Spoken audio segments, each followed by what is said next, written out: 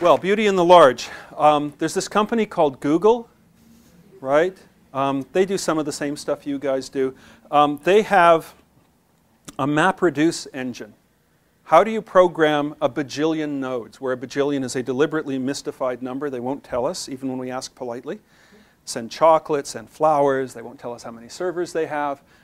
So Jeff Dean and Sanjay Gamawat wrote a really good paper, which they then managed to boil down into a chapter. I was really pleased. They got it down without throwing away most of the important stuff.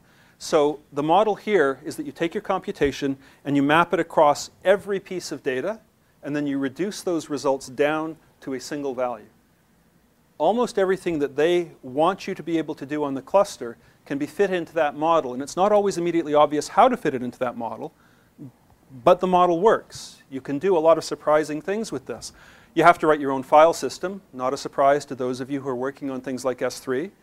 Okay? You have to write your own little programming language on top of this, not a surprise to anybody who's been in a computer science department. You have to worry about failover and restarting the jobs, and you guys are dealing with this stuff. I don't have to explain this to you, but to have somebody walk through what the pieces are and why each of those pieces has to be there and why it's doing what it's doing. You may not agree with the architecture of their system, but it's really nice to have them explain it.